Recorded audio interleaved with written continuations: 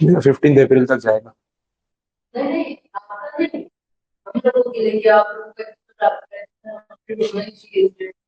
तो मेरे साथ ही चलो, उसमें अलग से टारगेट तो क्या दूं?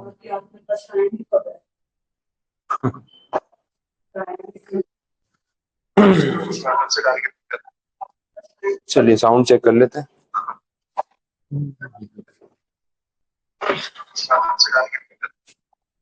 चलिए साउंड चेक कर लेते हैं। ओके।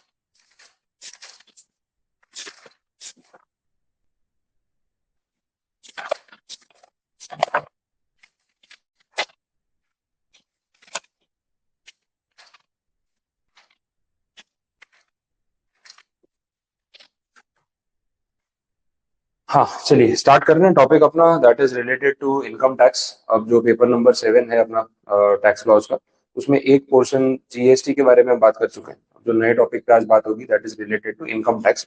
थोड़ा बहुत मैं इंट्रोडक्शन आपको फिर से दे देता हूँ, अगर कोई ईटी से भी स्टार्ट कर रहे हैं तो उसको आइडिया आना चाहिए कि अपना टैक्सेशन का सिस्टम कैसा है और टैक्स लॉज इंडिया में कैसे काम कर रहे हैं। वहां से शुरू करते हैं। अब जिन्होंने जीएसटी पढ़ा है, आपको थोड़ा बहुत याद आ रहा हो कि ये बात हम कर चुके हैं। टैक्सेशन का जो सिस्टम है इंडिया में, इन्होंने इसको दो कैटेगरी में बांटा हुआ है, ये हमने देखा। एक को बोलेंगे डायरेक्ट टैक्स और दूसरा इनडायरेक्ट टैक्स।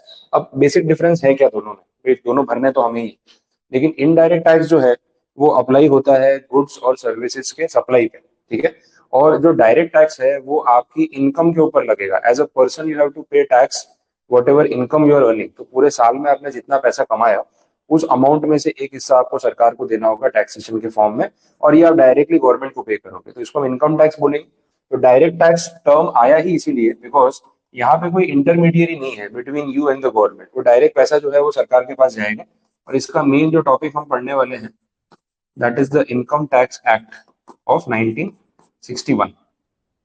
इनडायरेक्ट टैक्स की बात करें तो ये गुड्स पे लगेगा और सर्विसेज पे लगेगा, ठीक है। और ये गुड्स और सर्विसेज के सप्लाई पे लगेगा। तो आप कोई भी सामान खरीदोगे, बेचोगे या कोई भी सर्विसेज अवेल करोगे, तो एज ए यूजर आपको एक टैक्स पे करना पड़ेगा, and that is called indirect tax. इसमें एक टाइप है विच इज जीएसटी एक्ट, जो हमने पढ़ा, गुड्स एंड सर्विस टैक्स। ये आईडीटी या गुड्स एंड सर्विस टैक्स किसी पर्सन पे नहीं लगता, ये लगता है सप्लाई पे, टैक्सेबल इवेंट।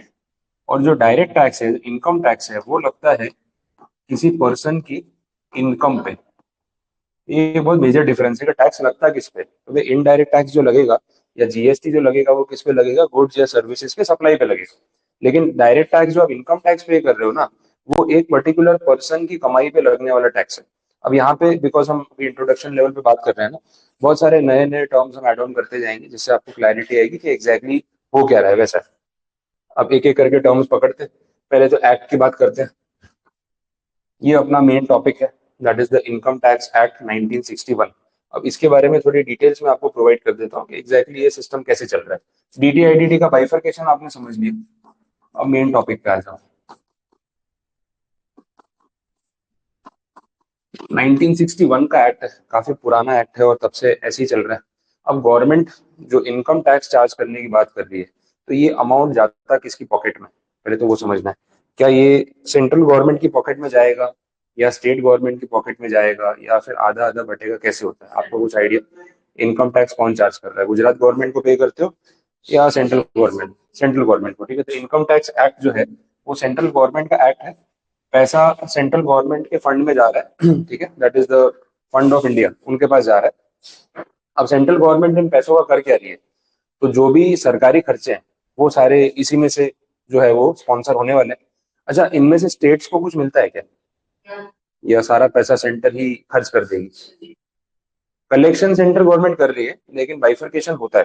देखिए देखो, स्टेट, अब गुजरात गवर्नमेंट अगर अपनी सरकार चला रही है ना, तो उनका भी अपना एक बजट होता है पूरे साल का। आपने टर्म सुना होगा बजट, ठीक है? तो बजट में एग्जैक्टली ये सब चीजें हैं कि भाई सेंट्रल गवर्नमेंट का अपना बजट है, स्टेट गवर्नमेंट का अपना बजट है। अब थोड़ा बजट पे बात कर लेते हैं कि एग्जैक्टली क्या है। ये सब चीजें इससे कनेक्टेड है। अब अगर सेंट्रल गवर्नमेंट की बात हो रही है, तो पूरे साल के उनके भी कुछ एक्सपेंसेस तो होंगे। तो सरकार के क्या खर्चे होते हैं, फॉर एग्जाम्पल गवर्नमेंट के कौन कौन से एक्सपेंसेस हैं? रोड का कंस्ट्रक्शन हो गया, और कुछ? मेट्रो बना रहे हैं, बुलेट ट्रेन बना रहे हैं, रोड्स बना रहे हैं, हाईवेज बना रहे हैं, ठीक है, ब्रिजेस बनते हैं, तो ये सारे खर्चे इनके होते हैं। और सरकार के और कोई खर्चे इसके अलावा, कुछ एक्सपेंसेस, गवर्नमेंट एक्सपेंसेस?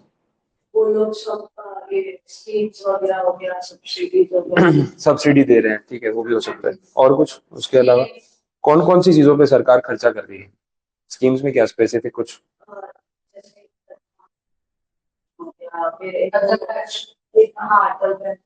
पेंशन में तो आप खुद ही कंट्रीब्यूट करते हो, उसी में से मिलती है, तो वो सरकार अपने जेब से पे नहीं करती। हाँ चलो, योजना हो गई, और कुछ उसके अलावा स्पेसिफिक कुछ? हाँ, राशन कार्ड वाली स्कीम, हाँ हाँ, वो राशन कार्ड वाली जो स्कीम है कि उसमें आपको एक नॉमिनल अमाउंट पे अनाज राशन हर महीने मिलता है। तो फिक्स रहता है, इतने किलो गेहूं, इतने किलो शक्कर, इतने किलो दाल चावल, वो सब मिलता है। तो सब्सिडाइज रेट पे मिलता है, 1 रुपए, 2 रुपए, 5 रुपए किलो, वैसा चार्ज करते हैं। तो वहां पे वो पैसा जो है वो सरकारी फंड से खर्च हो रहा है। और कुछ इसके अलावा सरकार कहाँ खर्चा करती है? बहुत जगह खर्चा करती है सरकार, खाली योजनाओं तक लिमिटेड थोड़ी है। ये आपने सुना है Awas Yojana, housing project, affordable houses? तो सरकार नॉमिनल कॉस्ट पे आपको 1 BHK 2 BHK के फ्लैट्स अलॉट करती है, उसमें उनका पैसा जा रहा है। इसके अलावा हेल्थ पे, इंफ्रास्ट्रक्चर पे, एजुकेशन पे। एजुकेशन पे सरकारी स्कूल, अब उसकी फीस तो चार्ज करते नहीं है, लेकिन इंफ्रास्ट्रक्चर तो चला रहे हैं, टीचर्स को सैलरी तो दे रहे हैं, ठीक है, तो एजुकेशन सेक्टर में सरकार का खर्चा होता है। दूसरा, हेल्थ पे कुछ खर्चा होता है। हाँ, गवर्नमेंट हॉस्पिटल्स में ये स्कीम्स होती है। हाँ, आयुष्मान भारत कार्ड है, एक वो महा कार्ड है, तो ये सब गवर्नमेंट ने निकाल रखा है कि आप फ्री में अपना इलाज करा सकते हो। तो वो भी तो पैसा सरकार का जा ही रहा है ना। तो सरकारी हॉस्पिटल, सरकारी स्कूल, ये सब चीजों में जो पैसा लग रहा है, वो गवर्नमेंट एक्सपेंडिचर है। Army, military, air force, navy, border security, fighter jets, aircraft, tanks, ये सब का पैसा कहाँ से आ रहा है? आर्म्स एंड एम्यूनिशन, तो ये खर्चा भी तो सरकार कर ही रही है। तो इन शॉर्ट में गवर्नमेंट के पास पूरे खर्चे की लिस्ट है। एक आपने सुना होगा मनरेगा योजना। क्या होता है मनरेगा योजना? ऐसा थोड़ा बेसिक बता दो, ऐसे एकदम कोई डेफिनेशन तो नहीं चाहिए कि एग्जैक्टली वर्ड टू वर्ड कुछ बोलना है, लेकिन आपको क्या पता है उस योजना के बारे में, वो बता दो।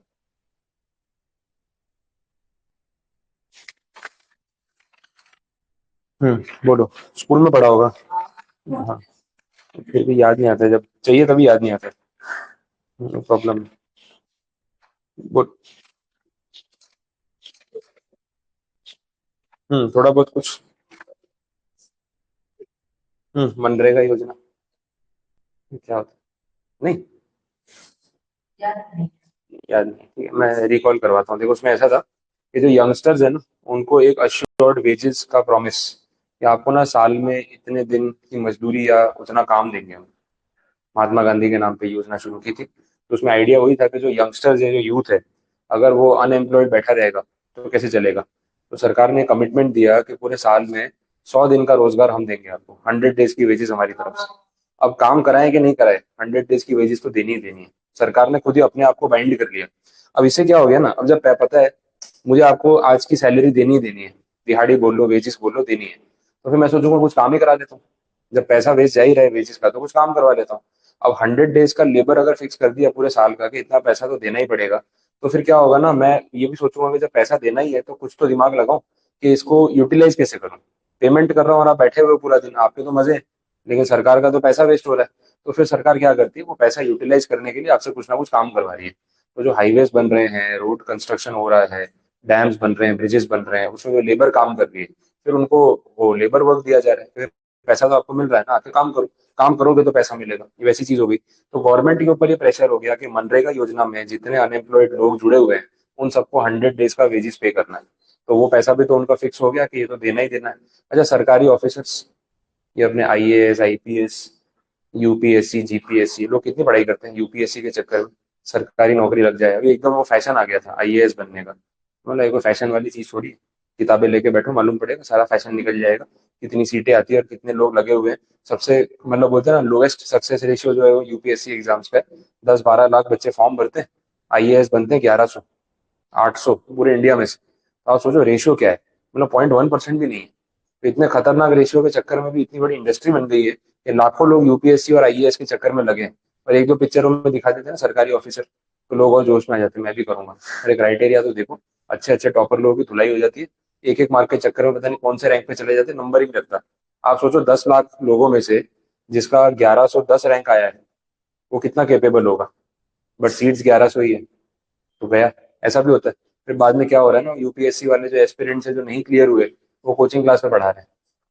बेस्ट ऑप्शन वही बचता है जितने भी। और एक ही वो कैटेगरी है, अब जैसे मैं आपको पढ़ा रहा हूँ सीएस के लिए, तो मेरा सीएस होना जरूरी है। लेकिन वहां पे ऐसा है कि यूपीएससी पढ़ाने के लिए यूपीएससी क्रैक किया होना भी जरूरी नहीं है, बिकॉज सिलेक्शन का क्राइटेरिया इतना टफ है। तो जो ट्यूटर्स हैं वो खुद अच्छे से पढ़े हुए हैं, बहुत पढ़े लिखे हैं, ऐसा नहीं पढ़े लिखे नहीं है, बट क्रैक नहीं कर पाए। या तो फिर आईएएस बन ही जाते, तो या तो इंटरव्यू लेवल पे रह गया होगा, या एक अटेम्प्ट खत्म हो गया होगा, कुछ हुआ होगा। बट पढ़ने का एक्सपीरियंस इतना है ना, उसके बेस पे पढ़ा रहे हैं, तो भी बच्चे उनके पास जा रहे हैं। तो वहां पे वो क्वालिफिकेशन का क्राइटेरिया भी थोड़ा बहुत डिफरेंट हो जाता है वैसा। तो सरकार को इन सबको भी तो पैसा देना है। तो एक्सपेंसेस की तो देखो लिस्ट लगी हुई है कि भाई खर्चा तो बहुत है। अब ये खर्चा करेंगे कैसे, पैसा कहाँ से आएगा? आपको ही पकड़ेंगे, भैया आप जो कमा रहे हो उसमें से एक हिस्सा दो, उसी में से ये सब चलाना है। तो जो बजट की बात हो रही है ना, बजट में जो एक्सपेंसेस का साइड है ना, बहुत हैवी है। इन एक्सपेंसेस को कोप अप करने के लिए सरकार को चाहिए इनकम, और वो आपकी कमाई में से एक हिस्सा चार्ज करके वो लोग कवर अप करने की कोशिश कर रहे हैं। अब जब बजट आता है, तो बजट में एग्जैक्टली हो क्या रहा है, सेंट्रल गवर्नमेंट हिसाब दे रही है पूरा कि भाई देखो हमारी इनकम का इतना सोर्स नजर आ रहा है, अगर हम इतना इतना टैक्स लगाते हैं, और सामने हमारे ये सारे खर्चे हैं। और खर्चे में ना पूरा बाइफरकेशन देते हैं कि हमने मिलिट्री के लिए इतना पैसा अलोकेट किया हुआ है, माइनिंग के लिए इतना अलोकेट किया है, हाईवेज के लिए इतना अलोकेट किया, और एजुकेशन के लिए इतना अलोकेट किया। पूरा वो लोग बजट बता देते हैं कि भाई इतना इतना खर्चा है। अब जितना खर्चा है उसके सामने इतनी इनकम जनरेट करनी है। अब इतनी इनकम जनरेट करने के लिए इतना टैक्स तो लगाना ही पड़ेगा। अब इंडिया में टैक्सेशन का रेट बोलते हैं बहुत हैवी है, बहुत टैक्स पे करना पड़ता है। उस चक्कर में लोग टैक्स की चोरी करने की पूरी कोशिश करते हैं कि मैं इतना टैक्स क्यों भरूं। और वो जेन्युइन प्रॉब्लम है। पॉपुलेशन का रेशियो तो आपको पता है, क्वांटिटी कितनी है। अभी बोलते हैं 142 करोड़, अभी 1 घंटे में लेक्चर खत्म होगा तब तक और पता नहीं कितने लाख बढ़ जाएंगे। तो यू नेवर नो, क्वांटिटी तो बोले एक एक मिनट में हजारों लोग पैदा हो रहे हैं इंडिया में, और क्वांटिटी बढ़ती जा रही है। तो वो रेट है, आप कैलकुलेट करोगे पर मिनट, तो आप सोचोगे यार इतनी पॉपुलेशन बढ़ रही है, पूरे साल में 2-2.5 करोड़ लोग बढ़ जाते हैं इंडिया में। तो अगर आप उसको पर मिनट डिवाइड कर लो तो भी पता नहीं नंबर हजारों में आएगा, वैसा है। तो क्वांटिटी बढ़ती जा रही है। ये रियलिटी है, ठीक है। अब 140 करोड़ लोग, उसमें से जो राशन कार्ड वाला बोला ना आपने, वो राशन कार्ड वाले कितने हैं पता है? 80 करोड़। हम,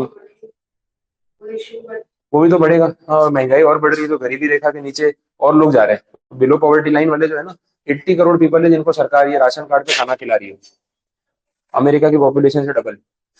ठीक है, 2 अमेरिका के बराबर लोगों को तो हम राशन बांट रहे हैं, सोचो। अमेरिका की पॉपुलेशन 45 करोड़ के आसपास है, और 80 करोड़ लोगों को हम फ्री में खाना खिला रहे हैं, वैसी कंडीशन है। तो पॉपुलेशन जो बाकी की है, अर्निंग पॉपुलेशन, उनके ऊपर वो फाइनेंशियल बर्डन कितना है। तो 140 करोड़ लोगों का खर्चा जो है, वो 140 करोड़ लोगों पे नहीं, उनमें से कुछ लोगों पे, क्योंकि 80 करोड़ तो बिलो पॉवर्टी लाइन हो गए। बाकी के जो 60 है, उनमें आधे होंगे कोई सीनियर सिटीजन होगा, कोई छोटे बच्चे होंगे, कोई माइनर होंगे जिनकी इनकम नहीं होगी। उसके बाद थोड़े बहुत बच्चे जिनकी इनकम होगी, वो वाली इनकम जो जिसपे टैक्स आता ही नहीं है, थोड़ा बहुत कमाते हैं, हमारा ही गुजारा नहीं हो रहा, सरकार को क्या देंगे, वो वाली कैटेगरी, ठीक है। तो वो टैक्स नहीं भर रहे। उसके बाद जो टैक्स भरने वाले बचते हैं, वो है पूरे इंडिया में अराउंड 7-7.5 करोड़ रिटर्न फाइल होते हैं पूरे इंडिया में, सिर्फ 7.5 करोड़। 2% ऑफ द पॉपुलेशन के बराबर उतना ही रिटर्न फाइल होते हैं। उस रिटर्न में भी 50% वो है जो जीरो टैक्स पे करते हैं। सरकार की लिमिट के हिसाब से हम उससे 50,000 रुपये नीचे ही कमाते हैं, मतलब सरकार जितनी लिमिट रखेगी, ये टैक्स फ्री है, उससे थोड़ा नीचे कमाते हैं, उससे ऊपर हम जाते ही नहीं। तो टैक्स कभी नहीं भरेंगे, वैसा है वो कैटेगरी डिसाइडेड है। तो टैक्स पेयर्स की जो कैटेगरी है, जो क्वांटिटी है, वो 3 से 3.5 करोड़ लोगों के बीच में है। अब 140 करोड़ लोगों का खर्चा 3 करोड़ लोगों पे डालोगे, तो ये 3 करोड़ तो लूटेंगे बेचारे। ये 3 करोड़ में सबसे खतरनाक जो लुटते हैं वो है सैलरी वाले एम्प्लॉय। इनको ऐसा है ना, बांध के मारते हैं बेचारे, कहीं जा ही नहीं सकते, कोई ऑप्शन ही नहीं है। तो इनको पहले बांध दिया जाता है, फिर इनकी पिटाई होती है। ये भाग भी नहीं सकते, क्योंकि सैलरी में पहले ही कट जाता है टीडीएस। पैसा हाथ में आने से पहले टैक्स माइनस, ठीक है। तो आपके हाथ में जो आएगा वो सब टैक्स काटने के बाद आएगा, तो चोरी करोगे कैसे? आपका खुद का काम है, बिजनेस है, कैश में सामान बेच सकते हो, सर्विसेज दे सकते हो, तो एक बार चोरी करने का स्कोप है। लेकिन सैलरी में तो आपके ऑप्शन ही नहीं है। तो जो सैलराइड मिडिल क्लास कैटेगरी का बंदा है, सबसे बुरी हालत उसकी। देखो तीन कैटेगरी है ना, एक तो गरीब है, एक मिडिल क्लास है। मिडिल क्लास में category lower middle class, upper middle class, वैसा भी है। वो अपर मिडिल क्लास बड़ा खुश हो रहा है कि मैं तो अपर मिडिल क्लास हूँ ना, और ज्यादा लूट रहा है। उसके ऊपर आते हैं अमीर लोग, ठीक है।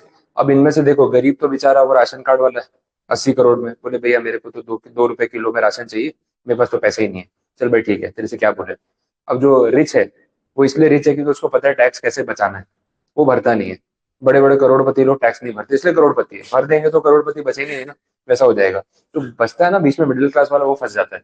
इसमें भी ये जो अपर मिडिल क्लास वाले लोग हैं, थोड़ा बहुत खर्चा करके शो ऑफ करते हैं, इनकी हालत खराब है। ये आईफोन पे भी खर्च कर रहे हैं, बीएमडब्ल्यू पे भी खर्चा कर रहे हैं, और टैक्स भी भर रहे हैं। इन बेचारों का बचने का कोई ऑप्शन ही नहीं। तो यही है वो लोग जो इस कैटेगरी में आ रहे हैं, सैलरी वाले और अपर मिडिल क्लास। इन दोनों के भरोसे पूरी इकोनॉमी चल रही है, और सबसे कम बेनिफिट अगर मिल रहा है तो इनको ही मिल रहा है। 80 करोड़ लोग तो फ्री में खा रहे हैं। अमीर लोग हैं वो टैक्स भरते नहीं, वो सरकार के मजे ले रहे हैं बराबर, ठीक है। उनके पैसे कहीं फॉरेन कंट्री में पड़े हुए हैं, वो HNI वाली कैटेगरी, कहीं और का वीजा ले रखा है, यूके चले जाएंगे, अमेरिका चले जाएंगे, कनाडा चले जाएंगे, टेंशन ही नहीं है। सारा वहां की सिटीजनशिप ले लेते हैं, यहाँ टैक्स ही नहीं लगता। बसते ये लोग हैं। तो इतने कम लोगों पे अगर इतनी बड़ी पॉपुलेशन का बर्डन होगा, तो आप सोचो कि फिर टैक्सेशन का रेट कहाँ जाएगा। तो इतने लोगों से ही चार्ज करना है, और ये सारा एक्सपेंस कवर करना है, तो डिवाइड कर दो, जितना एक्सपेंस है उतना इन पे बांट दो। नहीं नहीं, मैं तो भरता हूँ। मैं तो टैक्स पेयर हूँ भाई। मैं टैक्स भरता हूँ, हर साल भरता हूँ, काफी साल से भर रहा हूँ। मन नहीं करता है लेकिन भरना पड़ता है, हाँ हाँ। वो तो टैक्स तो भरना ही पड़ेगा ना। कितनी इनकम छुपा लोगे आप लोग, सब गूगल पे कर देते हो तो भरना पड़ता है। हाँ, हाँ, सब हाँ, हाँ, सब लोग कैश में होता तो बात अलग थी, लेकिन गूगल पे सर ऑनलाइन कर दो, मतलब कर दो, क्या ऑनलाइन आता है तो फिर वो अपनी देवी है जो निर्मला देवी, उनको बताना पड़ता है फिर तो उनके हाथ जोड़ के सब्जेक्ट शुरू करना चाहिए वैसे अपने को। लक्ष्मी सरस्वती सब साइड पे है, अपने लिए जो निर्मला ताई है वो देवी है, ठीक है। हाँ हाँ, वो टैक्सेशन की लक्ष्मी हुई। कोई भरोसा नहीं है, आप बात कर रहे हो किस चीज पे, चलते फिरते जीएसटी लगा दे नेवर। तो है अब, वो तो पंगा है ही थोड़ा। तो टैक्स तो भरना पड़ता है, मतलब कोई मन से नहीं भरता। सरकार बोलती है देश में योगदान दो, बोले यार फिर हमको खुद योगदान की जरूरत पड़ने शुरू हो जाए, तो एक दूसरे को योगदान देते रहे, इससे अच्छा बेटर है अपना अपना देख ले वैसा है। बट गवर्नमेंट के ऊपर एक्सपेंसेस का बर्डन है, तो मजबूरी में उनको आपको लूटना ही पड़ता है। और यही है बेचारे जो लूटते हैं हर साल। इससे ऊपर मैं इसमें आता हूँ ऑब्वियसली। हाँ हाँ हाँ, तो भर ही रहा हूँ टैक्स, तो कोई टेंशन नहीं है, चलो ठीक है। थोड़ा बहुत देश की प्रगति में अपना भी योगदान। चलो ठीक है, अब बात करें बजट की, इनकम की, या अमाउंट की। सरकार कितना इनकम टैक्स कमा रही है पूरे साल का, ये इन लोगों से टोटल जो इनकम टैक्स कलेक्ट हो रहा है, that number is more than 20 lakh crore. एक साल का जो इनकम टैक्स सरकार के पॉकेट में आता है, वो नंबर है 20 लाख करोड़। ऊपर भी जाता है कभी, उतनी रेंज में रहता है। और जीएसटी का जो कलेक्शन है मंथली, अब तो वो 2 लाख करोड़ टच हो गया है। 24-25 लाख करोड़ तो जीएसटी आ रहा है, 20 लाख करोड़ इनकम टैक्स आ रहा है। तो सरकार की कमाई कितनी है अगर आपको जाननी है, तो ये डेटा है। तो 44-45 लाख करोड़ तो सिर्फ जीएसटी प्लस इनकम टैक्स बता रहा हूँ। बाकी कस्टम ड्यूटी, ये ड्यूटी वो ड्यूटी, जो बाकी की चीजें लगाते हैं ना, वो अलग है। तो 50 लाख करोड़ से ऊपर जाता है। इतनी कमाई होने के बाद भी सरकार बोलती है कि हम घाटे में चल रहे हैं। तो उन्हें घाटा करते क्यों हैं? सीधी बात है। तो पूरा देश पढ़ा लिखा है, तुम्हारे चार्टर्ड अकाउंटेंट नहीं है, कैलकुलेशन कर लिया करो कितना कमाना है कितना खर्च करना है। सरकार की मजबूरी क्या है? 100 रुपए आते हैं ना अगर, तो कितनी बार खर्चा करती है सरकार? 105। अब ये जो गैप है, ये 5 रुपए तो नुकसान है। इसके लिए टर्म यूज करते हैं, आपने सुना होगा कहीं ना कहीं, इसको बोलते हैं फिस्कल डेफिसिट। सुना है कुछ? ये जब बजट आता है ना, इसके आजू बाजू ये सब टर्म सुनाई देते हैं। एक हफ्ते के बाद किसी को फर्क नहीं पड़ता क्या, और अपने काम पे लग जाते हैं लोग, वैसा है। ये जो फिस्कल डेफिसिट है, ये एग्जैक्टली है क्या? ये सरकार का घाटा है। सरकार बोलती है 100 रुपए कमाते हैं, 105 खर्चा है। तो कोई बोलता है कि क्यों करते हो इतना खर्चा, इसको 95 कर दो ना यार। बचाना सीखो, 5 रुपए बचा लिया करो तो देश के काम आएंगे। 105 खर्च क्यों कर रहे हो? लेकिन इकोनॉमी जो है ना, वो बोलते हैं लूप में चलती है, हर चीज हर फैक्टर एक दूसरे पे डिपेंडेंट है। अब क्यों ये 105 खर्च करना जरूरी है? दो कैटेगरी, इकोनॉमिक्स बड़ी इंटरेस्टिंग चीज है, आप जितना ये सब स्टडी करोगे आपको समझ में आएगा कि यार प्रेशर क्या है। अब ऐसा है ना कि दो सेक्टर हैं, एक पब्लिक सेक्टर, एक प्राइवेट सेक्टर। सरकारी खर्चा और प्राइवेट कंपनीज का खर्चा। अब मार्केट में कभी मंदी है, कभी तेजी है, कभी बहुत बिजनेस चल रहा है, कभी डाउन चल रहा है। सरकार को तो सबको संभालना है ना, वो मनरेगा भी तो चलाना है। अब सरकार की मजबूरी हो जाती है खर्चा करना, कि गवर्नमेंट बोले नहीं नहीं, अभी खर्चा मत करो, हाईवे मत बनाओ, अभी रोड मत बनाओ, एयरपोर्ट मत डेवलप करो, 2 महीने बाद देखेंगे। सोचो उसका इम्पैक्ट क्या होगा। इकोनॉमी में ना पैसा घूमता रहना बहुत जरूरी है। अगर आप सबकी जेब में पैसे पड़े हुए हैं, नहीं चलेगा। पैसा घूमता रहना जरूरी है। आपसे मैं कमाऊंगा तो मेरे से कोई और कमाएगा। सीधी बात है, आप मुझे पे कर रहे हो तो ऐसा थोड़ी मैं कमा के लेके आ गया। अब अगर मैं कमा रहा हूँ ना, तो मेरे थ्रू और भी लोग कमा रहे हैं। भाई मेरा स्टाफ कमा रहा है, ये पैनल खरीदी हो पैनल वाली कंपनी कमा रही है। इलेक्ट्रिसिटी यूज हो रही है तो इलेक्ट्रिसिटी बोर्ड कमा रहा है। एसी खरीद रहा हूँ तो वो कंपनी कमा रही है। अब वो इकोनॉमी में पैसा घूमता रहता है। अब जब वो स्टिल हो जाता है तो प्रॉब्लम शुरू हो जाती है, जो अपन ने कोविड के टाइम पे देखा। कोई किसी का पैसा दे ही नहीं रहा है, पैसा सबके पास था, सब डरे हुए हैं। अरे यार इसको पेमेंट कर दिया, कल मेरा नहीं आया तो। उस फियर में हर किसी ने एक दूसरे का पेमेंट देना बंद कर दिया। अब देखो वहाँ कंडीशन क्या हो गई, कोई खर्चा ही नहीं कर रहा। अब घर पे बैठे हैं, कितनी सारी इंडस्ट्री नुकसान में चली गई।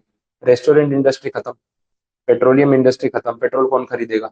जब पेट्रोल ही नहीं खरीद रहे, गाड़ी खरीद के क्या करेंगे। Car industry, automobile, two wheeler. हम लोग घर पे बैठे हैं, बोले जूते खरीद के क्या करूंगा, कहीं जाना तो है नहीं, घर की चप्पल ही अच्छी है। शूज नहीं खरीद रहे। अब बाहर घूमने नहीं जाना, नए कपड़े नहीं खरीद रहे। ठीक है, इवेंट में नहीं जाना तो मेकअप का कोई खर्चा नहीं, कॉस्मेटिक्स पे कोई खर्चा नहीं हो रहा, कोई पार्लर में जाकर रेडी नहीं हो रहा, बाल भी लोग घर में काट रहे हैं। समझ आ रहा है, हर किसी का धंधा चौपट। अब सबको टेंशन हो रही है, क्या करे यार, मजबूरी। लेकिन जब इकोनॉमी खुल गई, वापस पैसा रोटेशन में आया, तो प्रॉब्लम कम हो जाती है। गवर्नमेंट के ऊपर ये बर्डन है कि अगर प्राइवेट, देखो प्राइवेट सेक्टर जो है ना वो बड़ा पक्का है। प्राइवेट कंपनी वाला अपना नुकसान थोड़ी करेगा देश को चलाने के चक्कर में। वो अपनी बैलेंस शीट देखेगा कि भाई अभी रिलायंस बोलेगा यार हमारे पास अभी कैपिटल एक्सपेंडिचर करने का फंड नहीं है, हमें अपने इन्वेस्टर्स को रिटर्न देना है, हम अभी खर्चा नहीं करेंगे, हम कोई इन्वेस्टमेंट नहीं कर रहे कहीं पे। लेकिन सरकार को ये भी देखना पड़ता है कि यार रोजगार देना है। तो वो लोग क्या करते हैं ना, मजबूरी में ही सही हाईवे बना रहे हैं, रोड बना रहे हैं, डेवलपमेंट कर रहे हैं। तो कितनी बार ऐसा होता है कि जितनी इनकम आ रही है ना, उससे ज्यादा खर्चा करना पड़ रहा है। और ये क्यों जरूरी है, बिकॉज इकोनॉमी को चलते रहना है। वो गाड़ी बंद नहीं होनी चाहिए, पेट्रोल डालते रहो उसमें। गाड़ी बंद हो गई, इंजन बैठ गया ना तो प्रॉब्लम। तो उस वजह से ये डेफिसिट वाली जो कंडीशन है, ये बहुत बार यहाँ पे क्रिएट होती है, ये हमें ध्यान रख के चलना है। पता चला। अब ये फिजिकल डेफिसिट की जो बात है वो तो अपनी जगह, लेकिन गवर्नमेंट के लिए ना इसको बढ़ाते रहना बहुत नेसेसरी है, ताकि इसके ऊपर बर्डन नहीं है। क्लियर है पॉइंट, यहाँ तक समझ आ रहा है। तो ये सब पॉइंट्स है। तो इनकम कितनी आ रही है सरकार की, खर्चे कितने हो रहे हैं, टैक्स कौन भर रहा है, ये थोड़ा बहुत आपको डेटा मैंने बता दिया। आगे के पॉइंट्स पे चलते हैं, लेकिन उससे पहले इसको रिस्टार्ट करना पड़ेगा। टैक्स का नाम सुन के बेचारा ये भी ठंडा पड़ गया।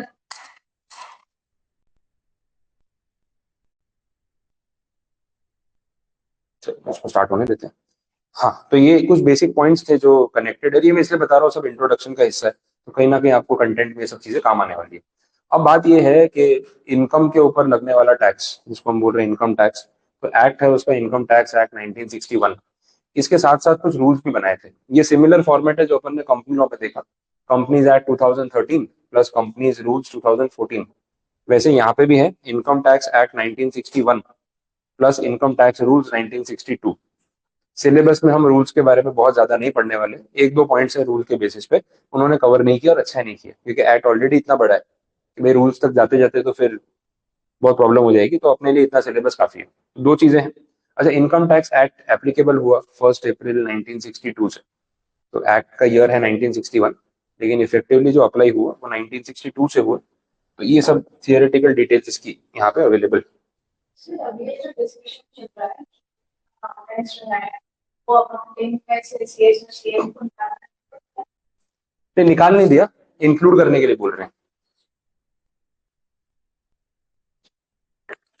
अकाउंटेंट्स की डेफिनेशन में सीएस और सीएमए वाले बोल रहे हैं हमको भी इंक्लूड करो। सिर्फ सीए को इंक्लूड कर रखा है आप लोगों ने। तो बोले अकाउंटिंग का काम टेक्निकली सीए कर रहे हैं, हम नहीं कर पा रहे। तो उनको अपना वर्क स्कोप बढ़ाना है कि जब सीए इंक्लूडेड है तो सीएमए और सीएस इंक्लूडेड क्यों नहीं है, वो आर्ग्यूमेंट चल रहा है। तो अब उसके लिए गवर्नमेंट को बोल रहे हैं कि भाई यार अकाउंटेंट की डेफिनेशन में हमारा नाम क्यों नहीं है। तो वो डिबेट चल रहा है, गवर्नमेंट का अपना पॉइंट ऑफ व्यू अलग है, प्रोफेशनल्स का पॉइंट ऑफ व्यू अलग है।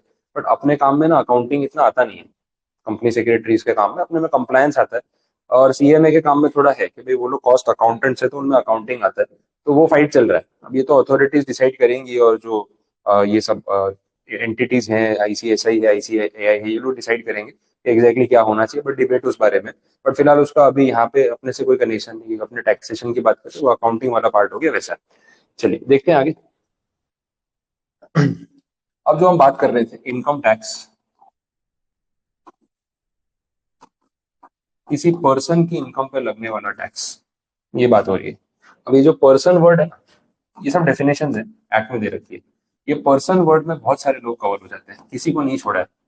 इसमें इंडिविजुअल भी आएगा, इसमें HUF भी आएगा, इसमें आपकी पार्टनरशिप फर्म भी आएगी, इसमें LLP भी आएगी, कंपनीज भी आएंगी, जितने टाइप की कंपनी सब आ जाएंगी। फिर वो होते हैं ना अपने ट्रस्ट वाले, ट्रस्ट, सोसाइटी, ये सब लोग, NGO वाले, इनकी बात भी की हुई है, गवर्नमेंट एंटिटीज की बात भी की हुई है, सब लोग XYZ। फिर एक आपने सुना होगा AOP, association of person, body of individuals, artificial juridical person, ये सब नाम यूज होते हैं। ये जितने हैं ना, ये सब पर्सन में कवर होते हैं। तो whether you are a natural person or an artificial entity, you are covered under the definition of person. In short tax तो सबको भरना पड़ेगा। तो ऐसा नहीं सिर्फ इंडिविजुअल टैक्स भरते हैं, पर्टिकुलरली कंपनीज भी टैक्स भरती है, LLPs भी भरती है, पार्टनरशिप फॉर्म भी भरेगी, HUF भी भरेगी, ये सब भरेंगे। और ये सब मैं आपको थियरी कंटेंट प्रोवाइड करूंगा, तो उसमें लिखा हुआ आएगा। अभी आप शॉर्ट में अगर अपने रेफरेंस के लिए कुछ लिखना चाहते हो तो ठीक है, अदरवाइज इतनी रिक्वायरमेंट नोट्स में सब कुछ डेफिनेशन में कवर हो ही जाएगा। अब बात हो रही है income of a person. Income में ना हर टाइप की इनकम कवर करती है, सारी इनकम आ जाएगी। अच्छा, इसमें एक इंटरेस्टिंग पॉइंट बता रहा हूँ, लीगल इनकम और इलीगल इनकम। इलीगल इनकम भी इनकम की डेफिनेशन में कवर्ड है। हाँ, इलीगल में क्या आएगा? अब देखो, आप अभी अभी क्रिकेट मैच था अपना इंडिया पाकिस्तान, अभी आएगा IPL। IPL में गैम्बलिंग, बेटिंग, सट्टेबाजी बहुत होती है, और अपने यहाँ गुजरात महाराष्ट्र में सबसे ज्यादा होती है। अपने यहाँ पे लोगों के मतलब बोलते हैं ना, दिमाग में है वो एकदम पहले से, वही जो भी बेटिंग गैम्बलिंग वाला गेम होता है ना, अपने वाले आगे रहते हैं, काफी चलता है। स्टॉक मार्केट देख लो, सबसे ज्यादा स्टॉक मार्केट में जो ट्रेडर है वो गुजरात और महाराष्ट्र से हैं। पहले ये टेरिटरी एक ही थी, Gujarat Maharashtra was one state only, फिर बाद में इसको डिवाइड किया इन्होंने। तो यहाँ पे ये लोग बहुत है, सट्टा खेलने वाले बहुत है। अब आप है ना इलीगल बेटिंग गैम्बलिंग कर रहे हो क्रिकेट मैच पे, बहुत पैसा कमा लिया आपने और पकड़े गए, क्या होगा? जो प्रॉफिट है उसके ऊपर टैक्स लगा सकती है सरकार के? नहीं। आपको पकड़ा, बोले आपने IPL की बेटिंग में 1 करोड़ रुपए कमा लिए, ठीक है, कैश में या जो भी अकाउंट, पकड़े गए। अब बोले इस पे टैक्स भरो। आपने बोला ये इनकम तो इलीगल इनकम है, आपके हिसाब से तो इनकम होनी नहीं चाहिए। तो जो पैसा मैंने कमाया है वो सरकार के नजर में तो इनकम ही नहीं है ना, वो तो इलीगल है, उस पर कैसा टैक्स? तो ब्लैक मनी हो गया ना। बोले नहीं नहीं, हमने डेफिनेशन में इसका अरेंजमेंट कर रखा है, illegal income is also income, इसके ऊपर टैक्स तो वसूल करेंगे, उल्टा ज्यादा वसूल करेंगे, हाईएस्ट रेट ऑफ टैक्स लेंगे, इंटरेस्ट लगाएंगे, पेनल्टी लगाएंगे, और आप जेल भी जाओगे।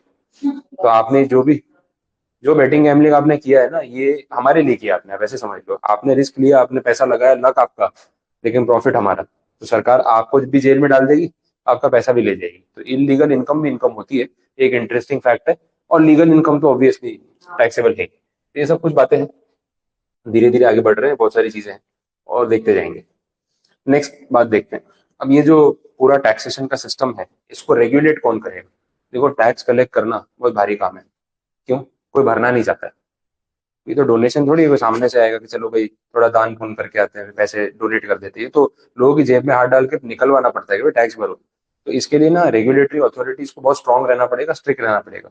अब हम जब DT और IDT की बात करते हैं, तो दोनों के लिए अलग अलग अथॉरिटीज बनाई है, ताकि थोड़ा काम सॉर्टेड रहे। एक सेंट्रल रेवेन्यू एक्ट है 1963 का, उसके हिसाब से अथॉरिटीज बनी है। IDT में मैंने आपको बताया था CBIC, central board of indirect taxes and customs, ये बात हुई थी।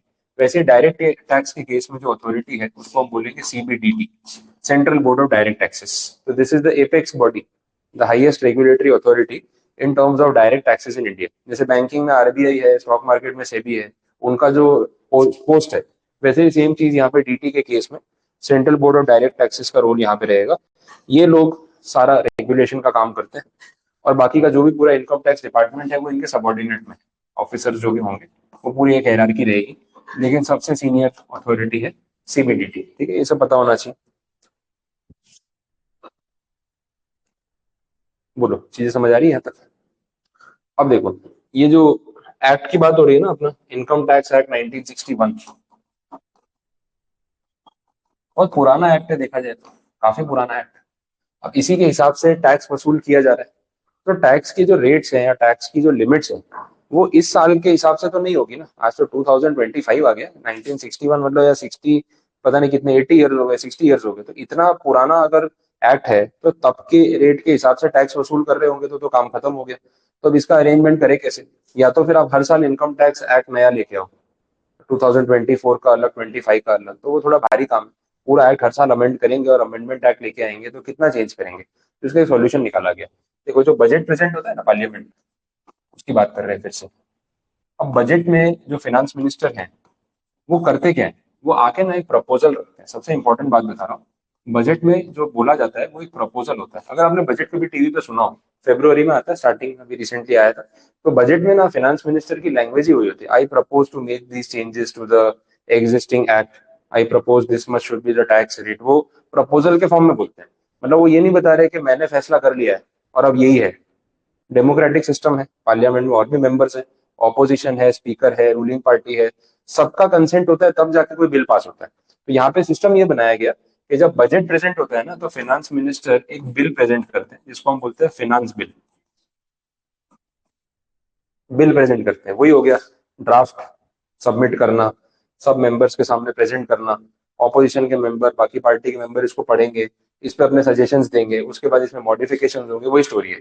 तो फाइनेंस बिल जो है वो फाइनेंस मिनिस्टर पार्लियामेंट में बजट सेशन में प्रेजेंट करते हैं। इसके ऊपर डिस्कशन होती है, आर्ग्यूमेंट्स होती है, फाइनली लोकसभा राज्यसभा में पास होता है, फिर उसके बाद वो बिल से एक्ट में कन्वर्ट होता है। तो फाइनेंस बिल पास होने के बाद कन्वर्ट हो जाता है इनटू फाइनेंस एक्ट। ठीक है, समझ आए? अब इन्होंने क्या किया, हर साल का सिस्टम बना दिया कि भाई टैक्सेशन के रेट्स तो देखो इन्फ्लेशन के हिसाब से चेंज होंगे। आज आप साल का 5 लाख रुपए कमा रहे हो सपोज, 5 लाख रुपए कोई बड़ी बात नहीं है, बहुत छोटा अमाउंट हो गया पूरे साल का अगर आप अर्न कर रहे हो। यही अगर 50 साल पहले होता तो, 50 साल पहले अगर कोई 5 लाख रुपए कमा रहा होता तो पता नहीं कितना ही बड़ा आदमी होता वो। और आज की डेट में 5 लाख की कोई वैल्यू नहीं है। तो इन्फ्लेशन के साथ चीजें बदलने वाली है। तो इन्होंने क्या बोला कि इसको स्टैटिक रखते हैं, इसको बार बार चेंज नहीं कर सकते, इसको फिक्स रखो। लेकिन रेट्स का क्या, महंगाई का क्या, कि भाई टैक्स का रेट आज 2 लाख तक की इनकम पे टैक्स नहीं है, कल 4 लाख तक की इनकम पे टैक्स नहीं होगा। अभी बजट में आपने सुना होगा 12 लाख रुपए तक की इनकम पे टैक्स नहीं है। तो 12 लाख रुपए यार बहुत बड़ा अमाउंट हो गया। 1960 में 12 लाख रुपए कितना ही बड़ा अमाउंट होगा, इमेजिन भी नहीं कर सकते, अब वैसा हो गया। तो बोला इसको स्टैटिक रखो, इसको वेरिएबल रखो, हर साल प्रेजेंट करो, हर साल बिल पास करवाओ, और इसमें लिखो कि भाई रेट्स क्या होंगे ईयर वाइज। ठीक है, वैसा है। अब अपना अभी जो आया ना लास्ट फेब में, वो आया फाइनेंस बिल 2025, जो ये अभी रिसेंटली इस मंथ में आया। लेकिन लास्ट ईयर जो आया था वो था फाइनेंस बिल 2024, उसके पहले आया 23। तो एवरी ईयर बजट प्रेजेंट होता है, तो एवरी ईयर फाइनेंस बिल आता है, और एवरी ईयर वो फाइनेंस एक्ट में कन्वर्ट होता है। ये बात समझनी है। तो जो रेट्स लिखे होते हैं ना, वो फाइनेंस एक्ट में लिखे होते हैं ईयर वाइज, हर साल के रेट्स। और आप जिस साल में इनकम कमाते हो फाइनेंशियल ईयर में, उस हिसाब से एप्लीकेबिलिटी आती है। अब कौन सा बिल हमारे ऊपर एप्लीकेबल है, हमारे एग्जाम्स में एप्लीकेबल है, वो भी क्लियर कर लेते हैं ताकि आपको ध्यान रहे। बट ये प्रोसीजर है, वो आप ध्यान रखना कि भाई बजट प्रेजेंट होगा एज अ बिल, और फिर वो एक्ट में फाइनली कन्वर्ट होगा, ये स्टोरी। चलो आगे देखते हैं। अब ये जो फाइनेंस एक्ट है इसकी अगर हम बात करें अपने एग्जाम में, मतलब आपका जून 25 और दिसंबर 25 का जो एग्जाम इंस्टीट्यूट का, इसमें जो फाइनेंस बिल या फाइनेंस एक्ट एप्लीकेबल होगा वो 2024 का होगा, नॉट 25। तो अभी पिछले महीने जो आपने बजट सुना वो अपने एग्जाम में एप्लीकेबल नहीं है। ये डिस्क्लेमर में पहले बैच में दे देता हूँ। ये तो फिर पूरा सेशन के टाइम में ना सब लोग गूगल ढूंढ ढूंढ के लेके आते हैं, सर गूगल पे आ रहा था 12 लाख की इनकम एग्जाम पे, आप इतनी बता रहे हो। अरे वो तो अभी आया ना, वो आपके एग्जाम में एप्लीकेबल नहीं है, क्योंकि इंस्टीट्यूट के रूल के हिसाब से जो आपका एग्जाम जिस सेशन में है उसके 6 महीने पहले के ड्यूरेशन में जो चेंजेस आए हैं लास्ट 6 मंथ्स में, वो एप्लीकेबल नहीं होते। उसके पहले के चेंजेस जो आ गए ना 6 मंथ्स बिफोर, वो सारे एप्लीकेबल होते हैं। तो अभी फेब में बजट आया है, अभी तो खुद पास नहीं हुआ है, प्रपोजल है ना, फाइनेंस बिल है वो। अभी वो पास होगा, एक्ट में कन्वर्ट होते होते अप्रैल हो जाएगा, जून में आपका एग्जाम आ जाएगा। तो आपके एग्जाम में कैसे अप्लाई हो सकता है, तो नहीं होगा। अच्छा दिसंबर में भी नहीं होगा, नहीं तो फिर वो बहुत कंफ्यूजिंग हो जाएगा स्टूडेंट के लिए भी और इंस्टीट्यूट के लिए भी। इन्होंने फिक्स कर दिया भाई जून और दिसंबर का सिलेबस सेम रखेंगे, तो जून वाले को एक बैकअप मिल जाता है कि जून में नहीं हुआ तो दिसंबर में सेम चीज पढ़नी है। दिसंबर वाले को ये बैकअप नहीं मिलता, ये दिसंबर में नहीं हुआ तो जून में बुक चेंज हो जाती है, क्योंकि ईयर चेंज हो जाएगा वैसे, तो वो एक इशू आता है। तो यहाँ पे फाइनेंस एक्ट 2024 जो लास्ट ईयर फेब 24 में बजट में देवी जी ने सुनाया था, वो हमारे ऊपर एप्लीकेबल है। इस फेब्रुवरी में जो सुनाया वो अगले जून से अप्लाई होगा, जून 26 से। तो आपके लिए ये एक्ट अप्लाई होने वाला है इस एग्जाम में भी और नेक्स्ट अटेम्प्ट में भी, मतलब पूरे 2025 के दोनों अटेम्प्ट्स में ये हमारा फाइनेंस एक्ट है जो एप्लीकेबल रहेगा, तो ये ध्यान रखना है। तो इसमें जो भी रेट्स लिखे हैं टैक्सेशन के वो आपके एग्जाम में अप्लाई होंगे, वैसे चलता है। बोलो यहाँ तक कुछ कंफ्यूजन, ये चीज क्लियर है? अब कुछ टर्म्स है वो समझ लो, बहुत इंपॉर्टेंट। एक है फाइनेंशियल ईयर, एक है असेसमेंट ईयर, में भी रिटर्न फाइलिंग या कुछ कभी करवाया होगा अपना, तो ये टर्म सुना होगा असेसमेंट ईयर। एक है प्रीवियस ईयर, एक कैलेंडर ईयर भी बोल सकते हैं। ये सारे कुछ टर्म्स हैं। तो टैक्सेशन का सब्जेक्ट शुरू करने से पहले ये बेसिक पता होना बहुत जरूरी है। मैंने ऐसे ऐसे लोग देखे हैं जिन्होंने पूरा इनकम टैक्स पढ़ भी लिया है, पर इसमें डिफरेंशिएट करना ही नहीं आता है। तो क्या पढ़ा मुझे नहीं पता, मतलब ABCD सिखाई नहीं और PhD तक पहुंच चुके हो। ठीक है, सब कुछ आता है आपको लेकिन बेसिक नहीं आता है। इसके बिना इनकम टैक्स समझ ही नहीं आएगा। ठीक है, वैसा है। तो ये एग्जैक्टली है क्या, इसके ऊपर फोकस करते हैं। फाइनेंशियल ईयर तो आपने सुना भी होगा, अकाउंट्स आप पढ़ते हो, कब स्टार्ट होता है? 1 अप्रैल, सपोज 2024, अभी वही चल रहा है। 31 मार्च 2025, ठीक है, ये है। तो ये फाइनेंशियल ईयर हो गया ना, अभी खत्म होने हो गया ना, अभी अगले महीने होगा, मार्च लास्ट आ गया, मार्च शुरू हो चुका है, तो मार्च 25 में फाइनेंशियल ईयर खत्म हो जाएगा। नाउ दिस इज, इसको यहाँ पे लिखना वापस से, FY 24-25, ये समझ आ रहा है। और इसकी रेलेवेंट डेट जो मैंने अभी लिखी थी, 1 अप्रैल 24 से 31 मार्च 25, ये अभी आपका करंट फाइनेंशियल ईयर चल रहा है। इसी फाइनेंशियल ईयर में अभी हम हैं। अब पॉइंट ये है कि इस पूरे साल में आप अपना बिजनेस कर रहे हो, अपना हिसाब कर रहे हो, कमा रहे हो, खर्चा कर रहे हो, ये सब चीजें हैं। सरकार को इसके ऊपर टैक्स चाहिए। तो टैक्सेशन का कैलकुलेशन कब होगा? साल शुरू होने से पहले, ड्यूरिंग द ईयर, या साल खत्म होने के बाद? आइडियली कब होना चाहिए? खत्म होने के बाद। भाई पूरा साल पहले बिजनेस करने तो मुझे समझ तो आए कि भाई मैं कितना कमा रहा हूँ, कितना खर्च कर रहा हूँ, क्या बच रहा है, क्या घट रहा है, उसके बाद टैक्स भरूंगा ना। तो नॉर्मली क्या होता है, एक पर्टिकुलर फाइनेंशियल ईयर की अगर हम बात करते हैं तो ये उसकी रेंज है, अप्रैल टू मार्च, ये आपको पता है। लेकिन इस फाइनेंशियल ईयर का जो हिसाब होगा, कैलकुलेशन होगा, वो तो अगले साल होगा। मतलब इस डेट के तो बाद ही होगा ना। कौन सी डेट पे होगा? 1 अप्रैल 2025 या उसके बाद? सिंपल बात हो गई। तो ये देखा जाए तो ये भी तो एक ईयर है, 1 अप्रैल 2025 टू 31 मार्च 2026, अब तो वही आएगा। तो जिस ईयर का हिसाब आप कर रहे हो वो अगले साल करोगे, तो वो जो अगला साल है 2025-26, ये आएगा ना 24-25 के बाद। इस अगले साल को बोलते हैं assessment year, the year of assessment, assessing the tax which should be payable for that particular financial year 2024-25। ये हमारे लिए रेलेवेंट है, अपने एग्जाम के लिए ये एप्लीकेबल है, इसलिए बता रहा हूँ। तो फाइनेंशियल ईयर 2024-25 उसका हिसाब आप करोगे वो साल खत्म होने के अगले दिन से। तो जिस साल का हिसाब कर रहे हो वो आपका फाइनेंशियल ईयर है, लेकिन जिस साल में हिसाब कर रहे हो वो अपना असेसमेंट का ईयर। असेसमेंट का मतलब ये कैलकुलेशन करना, गिनना। तो this is the assessment year 2024 25-26। अब पॉइंट ये है कि पूरा income tax act assessment year के फॉर्म में बात करता है। जो भाषा है, जो लैंग्वेज है, that is assessment year and not financial year. Financial year के टर्म्स में बात नहीं होती, असेसमेंट ईयर के टर्म्स में बात होती है। ये बात आपको खास ध्यान रखनी है। ठीक है, क्लियर है? बच्चे बहुत कंफ्यूज होते हैं, सर असेसमेंट ईयर क्या है, फाइनेंशियल ईयर क्या है? बहुत सिंपल है। जिस साल का हिसाब कर रहे हो वो फाइनेंशियल ईयर, जो अकाउंटिंग में आपने सीखा है वही है, लेकिन उसका हिसाब होगा तो उसके बाद ना। तो असेसमेंट ईयर उसका अगला साल होगा। अच्छा, अब है ना, इसी फाइनेंशियल ईयर को, ये ध्यान से समझना, इसी फाइनेंशियल ईयर को इसके रिस्पेक्ट में एक और नाम देते हैं, प्रीवियस ईयर। सेम ही होता है, ज्यादा कॉम्प्लिकेट नहीं करना है। असेसमेंट ईयर 25-26, तो फाइनेंशियल ईयर जिसका हिसाब हो रहा है वो उसके पहले वाला ही तो होगा, एग्जैक्टली एक साल पहले होगा। तो इसको हम प्रीवियस ईयर भी बोलते हैं। इसके रेफरेंस में बोलेंगे तो previous year 24-25 is 1 year previous to 25-26। ठीक है, तो previous year, assessment year, financial year, ये सब चीजें होती है। सर मतलब शॉर्ट कह सकते हैं कि जिस ईयर में इनकम कर रहे हो है और अगले साल जब अपन लोग इनकम टैक्स करेंगे वो ये वाले। एग्जैक्टली वही चीज है। जिस साल की आप इनकम कंसिडर कर रहे हो वो FY है आपका, और उसके अगले साल ही उसका हिसाब लेके बैठोगे। 31 मार्च क्लोजिंग होगा।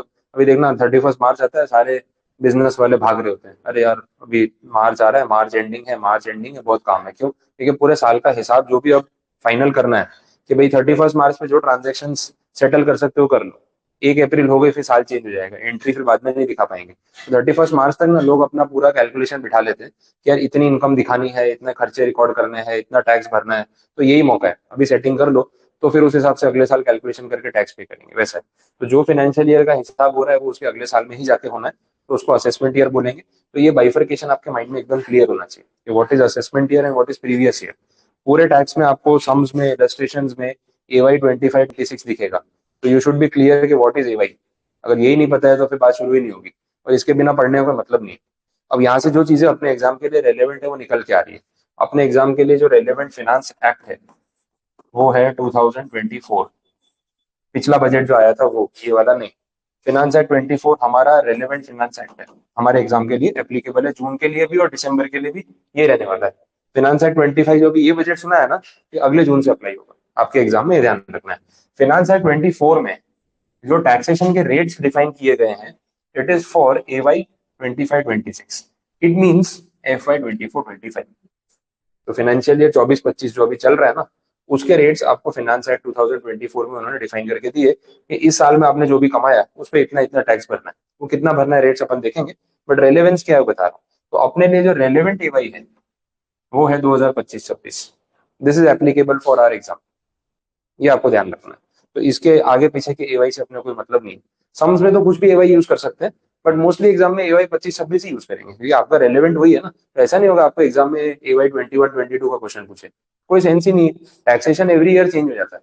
इसका एक ड्रॉबैक ये भी है कि अपने पास प्रीवियस ईयर के पेपर नहीं है, 10 साल के पेपर सॉल्व कर लो। अरे कैसे होगा, रेट ही चेंज हो जाते हैं। 5 साल पहले स्लैब रेट अलग थे, इस साल के टैक्स रेट अलग है, तो अब 3 साल पुराना सम सॉल्व करोगे, उसकी लिमिट्स अलग होंगी।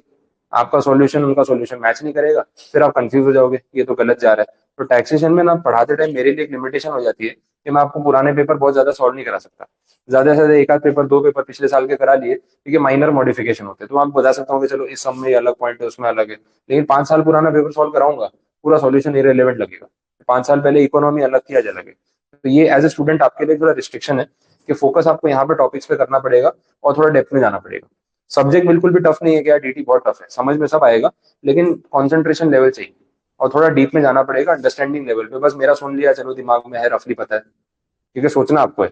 एक टैक्स कंसल्टेंट भी होगा, क्लाइंट आएगा, तो उसको पता होना चाहिए कि मैं इस सेक्शन में प्रोविजन लगाऊंगा तो इतना टैक्स सेविंग हो पाएगा।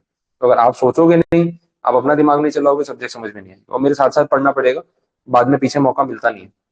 वॉल्यूम बहुत है, नो डाउट, लेकिन समझ में नहीं आता ऐसा प्रॉब्लम आएगा नहीं। मेहनत करनी पड़ेगी। अब हर चीज एकदम सिंपल होगी कि चलो चलते फिरते बैकग्राउंड में सुन ली, दिमाग में रहेगी, वैसा भी तो नहीं होगा, फोकस करना पड़ेगा। ये सब्जेक्ट कुछ वैसा है, धीरे धीरे पढ़ते जाएंगे तो मजा आएगा, कोई इशू नहीं। बोलो यहाँ तक आपको कुछ कंफ्यूजन हो इतने पॉइंट्स में तो पहले पूछ लो, अगर नहीं है तो फिर आगे बढ़े। समझ आ रहा है, यहाँ तक क्लियर हो? तो मैंने आपको finance act, relevant assessment year, previous year क्या होता है, फाइनेंशियल ईयर क्या होता है, ये सारी चीजें बता दी। ये आपके सामने क्लियर। चलो आगे बढ़ते हैं। अपन ने CBDT की बात भी कर ली कि जो अथॉरिटी है वो आपसे टैक्स कलेक्ट कर रही है, मैनेज कर रही है। ये सारा टैक्स जब सेंट्रल गवर्नमेंट के पास जाता है, तो हम स्टार्टिंग में बजट की बात कर रहे थे, स्टेट गवर्नमेंट को कुछ मिलता है कि नहीं मिलता है? डेफिनेटली मिलता है। सेंट्रल गवर्नमेंट जितना पैसा इकट्ठा करती है सबसे, वो भी अपना बजट बनाती है।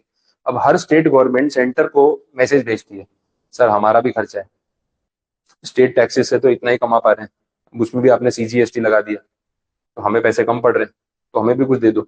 तो सेंट्रल गवर्नमेंट जितना भी सेंट्रल टैक्स कलेक्ट करती है, चाहे वो इनडायरेक्ट हो या डायरेक्ट हो, कंसोलिडेटेड फंड ऑफ इंडिया बोलते हैं, उसमें से हर स्टेट को कुछ ना कुछ अलोकेशन मिलता है। तो सेंट्रल खुद का खर्चा भी उसी में से चलाती है, स्टेट्स को भी फंडिंग देती है, तो वैसे काम चलता है। तो पैसा सबको मिलता है, वैसे कोई प्रॉब्लम नहीं है कि सेंटर ने कलेक्ट कर लिया तो स्टेट को कुछ नहीं देंगे, वैसा कुछ भी नहीं होता है।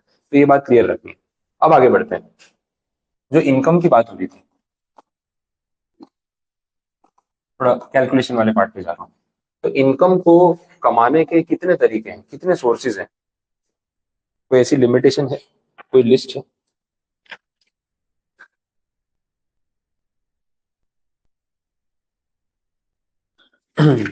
इमेजिन कर लो, इनकम को कमाने के कितने तरीके हैं? बहुत सारे हो सकते हैं। आजकल तो जुगाड़ी अलग है लोगों के पैसे कमाने के, समझ ही नहीं आता कर क्या रहे हैं। ठीक है, तो इतनी चीजें हो गई है दुनिया में कि आप उसको एनलिस्ट नहीं कर सकते। मैं पढ़ा रहा हूँ तो ये भी एक प्रोफेशन है, कमाने का तरीका है। मैं अगर प्रैक्टिस कर रहा हूँ तो वो भी एक तरीका है, मैं जॉब कर रहा हूँ तो वो भी तरीका है। कितने, अच्छा बिजनेस में 100 चीजें होंगी। कोई मोबाइल फोन बेच रहा है, कोई जमीन बेच रहा है, कोई घर बेच रहा है, कोई कुछ बेच रहा है, हर कोई कुछ ना कुछ बेच रहा है, चल रहा है।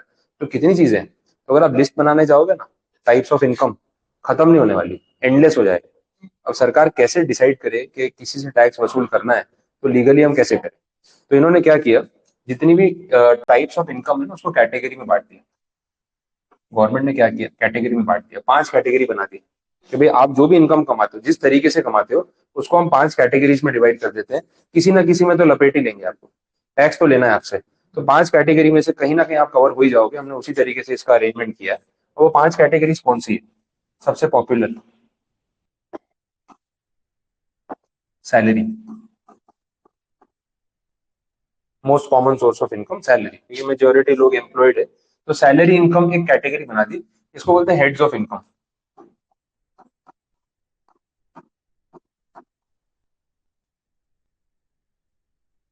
इसको बोलेंगे हेड्स ऑफ इनकम। हेड्स नाम दे दिया, कैटेगरी को हेड्स बोल रहे हैं। तो पहला हेड या पहली कैटेगरी है सैलरी। तो this is the most common source of income. दूसरा, फिर आप बोलोगे सर सैलरी है तो फिर बिजनेस है सामने, तो दूसरा ऑप्शन है बिजनेस और प्रोफेशन, ये भी एक कैटेगरी है। ठीक है। एक है रेंटल इनकम, प्रॉपर्टी से रेंट, बहुत लोग इन्वेस्ट करते हैं, प्रॉपर्टी से किराया आ रहा है, तो उसको उसको नाम दिया इनकम फ्रॉम हाउस प्रॉपर्टी। ये एक और हेड या कैटेगरी हो गई। इसके बाद आप एक और टैक्स, मतलब जो इनकम अर्न कर रहे हो, that is dividend, returns, interest.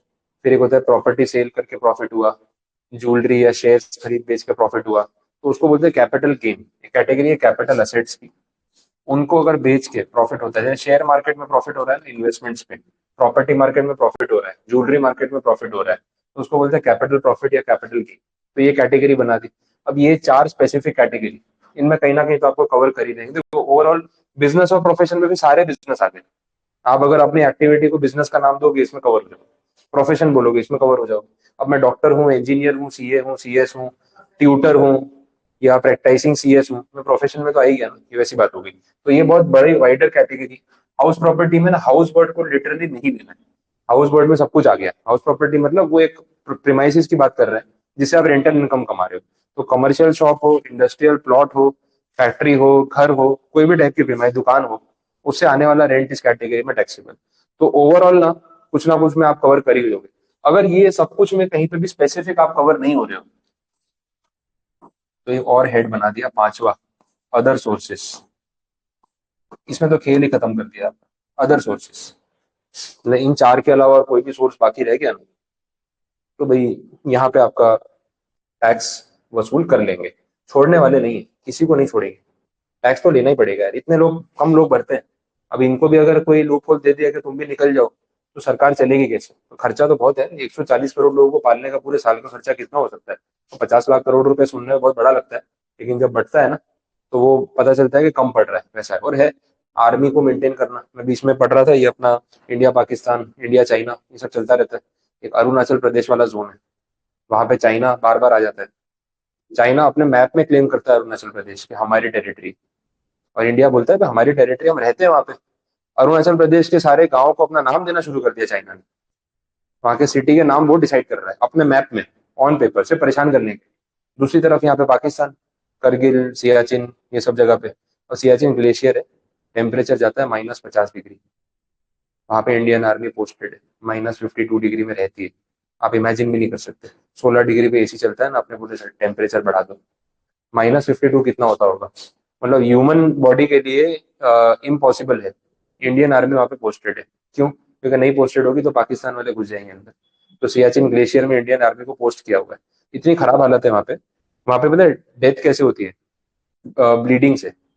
अगर आप जैसे आर्मी मैन है, शेव कर रहा है, कट गया, खून आ गया, खून नहीं रुकता। -50 डिग्री में ना वो ब्लड स्टॉप नहीं होता, और ओवर ब्लीडिंग से डेथ हो जाती है। ये रीजन है। मतलब गोली खा के नहीं मरेगा इंसान, लेकिन कट लग गया ना, अगर चोट लग गई और खून बहना शुरू हो गया, तो पहले उसको ग्लेशियर से नीचे उतार के नॉर्मल टेम्परेचर पे लाना पड़ेगा इमीडिएटली, नहीं तो ब्लड लॉस की वजह से मर जाएगा। और ये इतनी खतरनाक कंडीशन। और वहां पे अगर खाना पहुंचाना हो, सप्लाईज पहुंचाने हो, -50 डिग्री में कोई रह रहा है, तो खाने पीने की चीजें चाहिए होंगी उसको। वो सामान पहुंचाने के लिए एक ही रास्ता है, हेलीकॉप्टर। और एक रोटी का आटा भी पहुंचाना है तो हेलीकॉप्टर जाता है। हेलीकॉप्टर का इंजन बंद नहीं करते वहां पे जाके, अगर लैंडिंग होती है ना, स्विच बंद कर दिया, इंजन चालू नहीं होता, ठंडक की वजह से जम जाता है। 0 डिग्री पे तो पानी जम जाता है, -50 डिग्री पे क्या होता होगा? इतनी खराब हालत है। तो ये सारा खर्चा जो है सरकार को उठाना ही पड़ेगा ना, कैसे होगा? तो एक्सपेंसेस की तो कोई लिमिट ही नहीं है, वो है, और उसके लिए उनको पैसा चाहिए।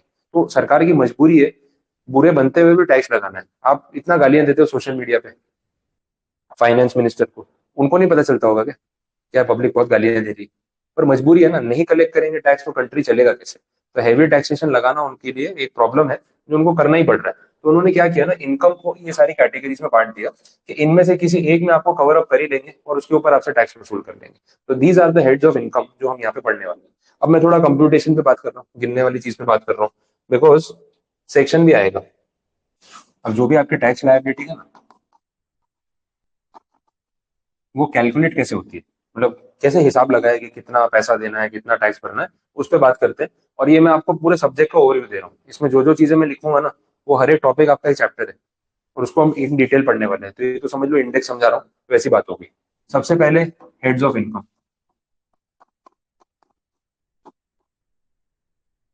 और सेक्शंस के साथ बताऊंगा। अच्छा, इनकम टैक्स में पहला एक सवाल, सर सेक्शन नंबर याद करने हैं क्या? ये आपका एक पहला बेसिक क्वेश्चन आएगा ही, अभी जैसे सेक्शन लिखूंगा पहले पूछोगे या दिमाग में तो आ ही जाएगा। देखो इनकम टैक्स ना बिना सेक्शंस के पढ़ना ही नहीं चाहिए। मैं आपको खुद बता रहा हूँ ये चीज, अगर आप उसके बिना पढ़ोगे ना, आप ही को मजा नहीं आएगा। मैं ना बोल दूंगा आप खुश हो जाओगे, चलो सेक्शन याद नहीं करने, लेकिन अल्टीमेटली अगर सब्जेक्ट सीखना है तो सेक्शन के बिना नहीं पढ़ना चाहिए। हम लोग जब खुद पढ़ रहे थे ना, मैं सीए इंटर जब पास किया ना आईपीसीसी, तो उसमें टैक्सेशन था एज अ सब्जेक्ट। बट हम जब पढ़ रहे थे तो उतना हमको सेक्शन वाइज ओरिएंटेशन से पढ़ाया भी नहीं गया था, बिकॉज मॉडरेट लेवल पे था। पास कर लिया, टॉपिक पता है, लेकिन ना वो सब्जेक्ट ऐसे दिमाग में बैठ नहीं रहा था कि एग्जैक्टली ये कैसे फ्लो कर रहा है, मालूम ही नहीं पड़ रहा है कि मेरे दिमाग में फ्रेमवर्क ही रेडी नहीं हो रहा। और फाइनल लेवल पे डीटी आईडीटी पूरा कोर सब्जेक्ट है। अब वो जब पढ़ना शुरू किया ना हमने, तो सब्जेक्ट में सेक्शन वाइज पे, अब सेक्शन वाइज पढ़ने के बाद जो क्लैरिटी आई ना कि अच्छा ऐसे होता है, तो अब वो चीज अभी तक दिमाग में है। तो वो पढ़ाने में भी जो वो आ रहा है ना, वो इसलिए आ रहा है क्योंकि डिटेल में सेक्शन के हिसाब से पढ़ा। तो अगर आपको भी एज ए स्टूडेंट उसको इम्प्लीमेंट करना है ना, तो बिना सेक्शन के मत पढ़ो, मजा ही नहीं आएगा। अच्छा, सेक्शन के साथ पढ़ना शुरू करो, सब्जेक्ट में मजा अलग आएगा, क्योंकि आपको पता चलेगा एग्जैक्टली कौन सी चीज कहाँ पे और कैसे काम कर रही है। और प्रोफेशनली इन फ्यूचर भी आप जब बात करोगे, अब कोई चार्टर्ड अकाउंटेंट बात करेगा ना, तो सीधा बोलेगा यार इस सेक्शन में ये टैक्सेबल है, ये वाला प्रोविजन लगेगा। तो दूसरे वाले को सेक्शन नंबर ही नहीं पता है, बोले यार ये कौन सा सेक्शन है, गूगल करके चेक करता हूँ, क्योंकि मैं तो सेक्शन याद ही नहीं करता था। अरे यार जब सीए की पढ़ाई की है, टैक्सेशन आपका मेन सब्जेक्ट है, तो सेक्शन याद किए बिना कैसे आगे बढ़ गए? वो तो प्रैक्टिस में भी याद हो जाता है। तो सेक्शन नंबर्स को इग्नोर करके पढ़ाई करोगे, ये सब्जेक्ट शुरू तो हो जाएगा लेकिन मजा नहीं आएगा। तो आपको सेक्शन के साथ ही चलना है। मेरे को सारे याद हो गए ऑलमोस्ट, पढ़ाते पढ़ाते 90% सेक्शन याद है। मैं आपको पढ़ाते टाइम सेक्शन नंबर बार बार बोलता भी रहता हूँ, लिखवाता भी रहता हूँ। तो अगर आप सिर्फ उस पर फोकस करोगे ना, तो आपको मेजोरिटी सेक्शन मेरे साथ ही याद हो जाएंगे। और एक दिन में कोई 100 सेक्शन की लिस्ट नहीं दे रहा हूँ, अगर रट के आना है। हर रोज 2-3 सेक्शन पढ़ाता हूँ। तो अगर आप कोशिश करोगे कि 2-3 मेरे साथ डेली पढ़ लो, तो at the end of the month आपको 100 सेक्शन अपने आप याद हो जाएंगे। एक साथ नहीं होते, ये ग्रेजुअली होते जाएंगे, तो इतनी कोई परेशानी नहीं। अब देखो जो कंप्यूटेशन है ना टैक्स लायबिलिटी का, मैं वो समझा रहा हूँ। 5 हेड्स में इनकम को डिवाइड किया है। सबसे पहला हेड जो है वो है सैलरी। अब सैलरी के जो आपके सेक्शन है ना, वो है 15 to 17 के रेंज बता रहा हूँ। बार बार सुनने से याद होता है, बाकी सेक्शन नंबर में क्या है, कोई कॉन्सेप्ट तो है नहीं। बोले सर सेक्शन 15 ही क्यों है सैलरी में, इसका कोई लॉजिक नहीं है। ऑर्डर में प्लेस कर रहे थे, सेक्शन से 15 से 17 की रेंज में सैलरी आया तो वहां रख दिया, उसका कोई लॉजिक नहीं है। दूसरा है इनकम फ्रॉम हाउस प्रॉपर्टी। ये है सेक्शन नंबर 22 से लेके 27। This is income from house property. ये पूरा चैप्टर है अपना, सैलरी एक चैप्टर है, हाउस प्रॉपर्टी एक चैप्टर है, सारे सेक्शन पढ़ने वाले हैं। डिटेल में जाते हैं, बहुत मजा आती है। रेगुलर रहोगे ना इसमें तो ही मजा आएगा। 1-2 दिन क्लास छोड़ दिया तो फिर ग्रिप छूट गई, फिर पता ही नहीं चलता गाड़ी कहाँ चली गई। डेली आओगे तो आपको जितना मुझे आता है उतना आपको आता होगा कि हाँ बिल्कुल समझ में आ रहा है क्या हो रहा है, तो पढ़ने का मजा अलग आता है। लेकिन इंटरेस्ट खुद लेना पड़ेगा। पीजीबीपी, पीजीबीपी मतलब profits and gains of business and profession, वही बिजनेस और प्रोफेशन, शॉर्ट में पीजीबीपी बोलते हैं वैसा। और अपने आजकल शॉर्ट फॉर्म तो जल्दी बना लेते हैं, वो ट्रेंडिंग है, हैशटैग करके। शादियों का सीजन था देखा, लड़का लड़की का नाम आधा आधा मिला के कुछ हैशटैग बना देते हैं, फिर सारा इंस्टाग्राम पे वही स्टोरी चल रही है, हैशटैग ये वो। तो होता है सब। बीच में किसी की शादी थी, मैं देख रहा था, लड़के का नाम था नमन और लड़की का नाम था पलक। तो बोले इसका हैशटैग बना दो नमक। तो जिसकी शादी है, मैं दोस्त दोस्त ने डाल रखा था नमन और पलक। मैंने तुम लोगों ने हैशटैग नहीं बनाया, बोले क्या बनाना है, मैंने नमक लिख दो और क्या, तो थोड़ा यूनिक भी लगेगा। हाँ वेलकम टू वेडिंग ऑफ नमक। हाँ और जो दूसरा है अपना नाम तो और 250 पेन के हाँ हाँ, मतलब ऐसा कोई आजकल लेके आते हैं तो क्रिएटिविटी आ गई शादी में, थोड़ा इंटरेस्ट बना रहता है कि या तो हैशटैग में कोई वर्ड बना देते हैं या फिर कोई सेंटेंस बना देते हैं जिसमें दोनों के इनिशियल आ जाए, तो चलो वो भी इंटरेस्टिंग है। तो वैसे यहाँ पे पीजीबीपी है, प्रॉफिट्स एंड गेन्स ऑफ, ये बिजनेस और प्रोफेशन, ये दोनों कपल है साथ में, वैसे है तो एक ही कैटेगरी में रखा है इनको। इनके लिए सेक्शन है 28 से लेके 44 DB, ऐसी रेंज है पूरी। ये अपना एक चैप्टर है अगेन। इसके बाद आएगा कैपिटल गेन। कैपिटल गेन के सेक्शन स्टार्ट होते हैं 45 से, और ये जाएंगे 54 की सीरीज तक। और भी तो है, 55 तक ही ले लो पूरा, है इसके अंदर ही, 45 से 55। अभी रेंज बता रहा हूँ, फिर एक एक सेक्शन पे भी जाएंगे तो धीरे धीरे याद हो जाएंगे। लास्ट है other sources, income from other sources. ये शुरू होगा 56 से और ये जाएगा 59 तक। अब देखो कितने सारे सेक्शन ऑर्डर में कवर हो गए। अब दिमाग में रहेगा कि अच्छा यार वो 22, मतलब एचपी की बात हो रही है तो 22 से 27 के बीच में ही होगा। एक रेंज तो पता चल गई। अब पीजीबीपी का सेक्शन है तो 28 से 44 के बीच में ही होगा, जो भी होगा इसके बीच में होगा। अब 29 सेक्शन आ गया, 35 सेक्शन आ गया, तो गारंटी है कि वो पीजीबीपी का ही होगा। तो धीरे धीरे आपके माइंड में वो फ्रेमवर्क बन जाएगा कि अच्छा ये टॉपिक में ये सेक्शन आएगा, तो वो पता चलेगा। अदरवाइज तो रैंडमली पढ़ने में मजा नहीं आएगा। अब ये पांचों सोर्सेज में से जिस सोर्स में से भी आपकी इनकम आ रही हो, वो आप कैलकुलेट कर लो कि भाई इसमें से इनकम आ रही है, इसमें से इतनी इनकम आ रही है, इसमें से आ रही है। ये सारी इनकम ले लो आप और इसका टोटल कर लो कि भाई इतनी इनकम आपने कमाई है। ठीक है, तो यहाँ तक हम पहुंचे। अब इसमें कुछ चीजें प्लस माइनस आगे भी होंगी, वो भी देख लेते हैं। थोड़ा इसको छोटा कर देते हैं।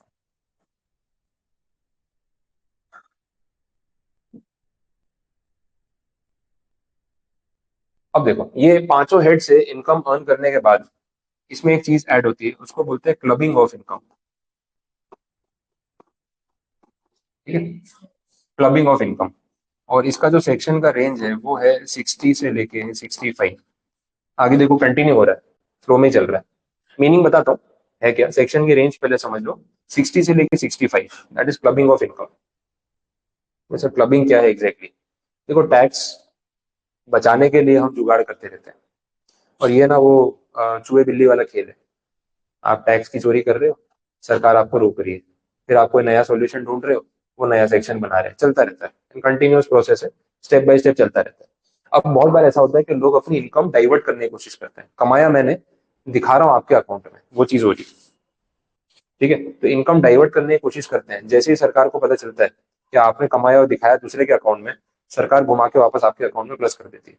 तो क्लबिंग का मतलब है किसी और के अकाउंट में डाइवर्ट की गई इनकम वापस आप ही के अकाउंट में एड बैक कर देना। अब कमाया मैंने है, ट्रांसफर कर दिया वाइफ के अकाउंट में, और टैक्स उसके अकाउंट से भरने जाओ, वैसा थोड़ी चलेगा। जब मेरी बुक्स में इनकम रिकॉर्ड हुई है तो टैक्स मुझे पे करना पड़ेगा। तो मैं ट्रांसफर करूंगा भी ना तो ये लोग क्या करेंगे, उसको एड बैक कर देंगे। That is called clubbing of income. ये अपना एक चैप्टर है। जितने पॉइंट लिख रहा हूँ सारे चैप्टर है, तो ये 6 चैप्टर के नाम लिख दिए मैंने, ये 5 और ये 6, वैसा। और इस सेक्शन की रेंज आपके सामने है। अच्छा, फिर इनकम के ऊपर टैक्स लगता है तो लॉसेस भी तो होते हैं कभी, बिजनेस में नुकसान भी तो हो जाता है। तो नुकसान होगा तो फिर उसका भी तो कुछ बेनिफिट मिलना चाहिए। अब अगर आपने प्रॉफिट कमाया ना तो आप सरकार को बोलते हो कि भाई टैक्स देना पड़ेगा, चलो दे देंगे। जिस साल लॉस हुआ आप सरकार को बोल रहे हो आप कैश बैक दो, अब आप भरो। भाई फेयर होना चाहिए ना भाई, इक्वालिटी है, कॉन्स्टिट्यूशन में लिखा है एवरीवन इज इक्वल। ठीक है, हर कोई एक बराबर है, तो आप सरकार हो तो आप हमसे ऊपर थोड़ी हो। प्रॉफिट हुआ तो हम टैक्स भरेंगे, लॉस हुआ तो आप भरना। हर कोई लॉस दिखा रहा है, कैशबैक आएगा, ऐसा नहीं होता। कैशबैक नहीं आता, सेट ऑफ होता है। सरकार बोलती है इस साल नुकसान किया, चलो we are very sorry for you, लेकिन इसमें कोई कैशबैक स्कीम नहीं है। अगले साल प्रॉफिट कमाओगे ना तो उसमें सेट ऑफ कर लेना, इस साल के नुकसान को अगले साल के प्रॉफिट में से माइनस कर लेना, तो हो गया ना कैशबैक। तो कैश लिटरली वापस नहीं देंगे लेकिन सेट ऑफ दे देंगे। तो यहाँ पे ना आपकी सारी इनकम जो प्लस हुई है उसमें से सेट ऑफ होगा। इसको बोलते हैं सेट ऑफ ऑफ लॉसेस। इसके भी सेक्शंस हैं। ये सेक्शन आपके स्टार्ट होते हैं 70 से और जाते हैं 80 तक, ये रेंज है। एक चैप्टर है अगेन, सेट ऑफ लॉसेस।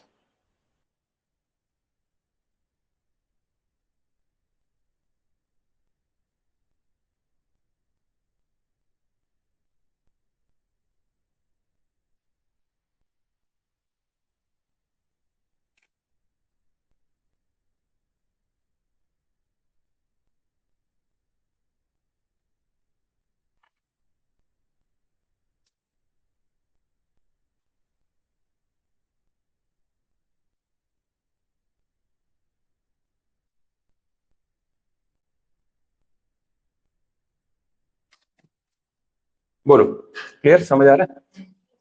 अब काफी चीजें प्लस हुई, ये भी प्लस हुआ, ये माइनस हुआ, इसके बाद जो बचा, ये जो आया ना, जो अमाउंट आया, उसको बोलते हैं gross total income, GTI, gross total income. देखो नोट्स आपको दूंगा, उसमें सब लिखा हुआ मिलेगा। अभी सिर्फ एक मेमोरी के लिए आप लिख लो, लिखते जाओगे तो आपको थोड़ा याद भी होता जाएगा। तो अपने नॉलेज के लिए लिख रहे हो आप, बाकी कोई टेंशन नहीं है।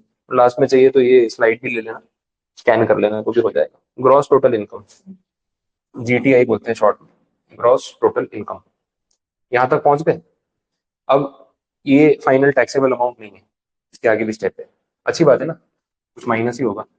देखो आगे की चीज समझो, ग्रॉस टोटल इनकम तक आ गए अपन। वो आई कैसे हो आपके सामने, 5 हेड्स को प्लस किया, क्लबिंग किया, सेट ऑफ लिया, उसके बाद है ग्रॉस टोटल इनकम।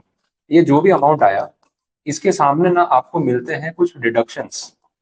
यार जब से वो प्लस ही कराते जा रहे हैं, इस पर टैक्स भरो, उस पर टैक्स भरो, कुछ बचत भी तो होनी चाहिए, फायदा भी तो दिखाना पड़ेगा।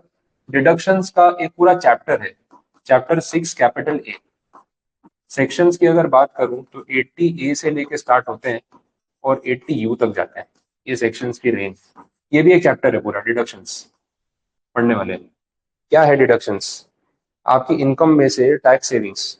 आपने सुना म्यूचुअल फंड में पैसे भरो टैक्स बचता है, बैंक में 5 साल एफडी करा लो टैक्स बचता है, इंश्योरेंस पॉलिसी ले लो टैक्स बचता है, सब सुना है आपने? ठीक है। और लोग इन्वेस्टमेंट इसलिए करते हैं क्योंकि टैक्स सेविंग होती है, वो डिडक्शन यहाँ मिलते हैं। ये चैप्टर 6 ए है। ऐसा भी आता है डोनेशन करो उस पर टैक्स बचता है ना। एक सेक्शन आता है 80 जी, डोनेशन। फिर एक आता है 80 सी में टैक्स रिडक्शन। इस म्यूचुअल फंड में पैसे लगाओगे तो टैक्स सेवर फंड बोलते हैं, तो जितना पैसा इसमें लगाओगे ना उतना आपका टैक्स बचेगा। वो टैक्स सेवर फंड का सेक्शन इसी रेंज में 80 सी। मेडिकल इंश्योरेंस लोगे उस पर डिडक्शन है 80 डी।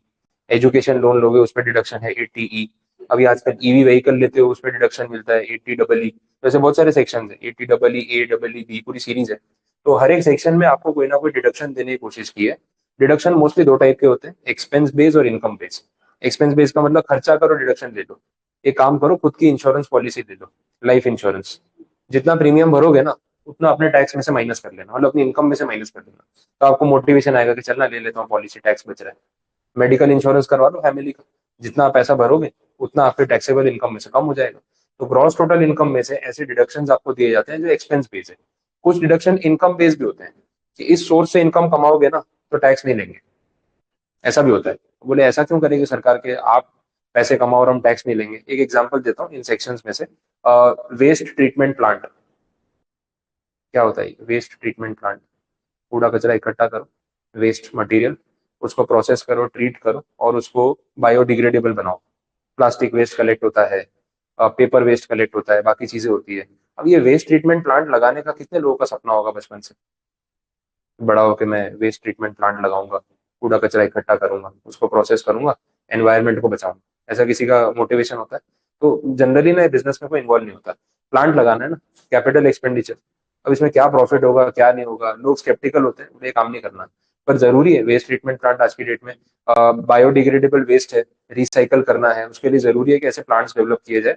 सरकार बोलती है तुम एक काम करो प्लांट लगाओ, पहले 5 साल टैक्स मत देना। मोटिवेशन आता है अपने। भी कंपनी बनाओगे 30% टैक्स है, तो 30% तो आपकी सेविंग डायरेक्टली होगी। तो ऐसे इनकम बेस्ड डिडक्शन आपको यहाँ पे दिए जाते हैं, जस्ट एक एग्जाम्पल है। बाकी देखें तो ये डिडक्शन जो है यहाँ से लेस कर दो आप, ग्रॉस टोटल इनकम में से माइनस करने के बाद जो फाइनली आपका इनकम बची उसको बोलते हैं टोटल इनकम। बोलो समझ आए? अच्छा, ग्रॉस टोटल इनकम का सेक्शन मैंने नहीं लिखा, ये जो चीज लिखी थी ना, इसका सेक्शन है सेक्शन नंबर 14। नोट्स में सब मिलेगा, लिखना है तो भले आप लिख लो साथ में। Gross total income is computed, ये जो पूरा कंप्यूटेशन है ना, ये यहाँ तक की ना, ये सब बात सेक्शन 14 में बोलिए कि ग्रॉस टोटल इनकम ऐसे गिनते हैं। ये प्रिस्क्रिप्शन वहां पे दिया होगा, तो जो बता रहा हूँ सब सेक्शन के हिसाब से बता रहा हूँ।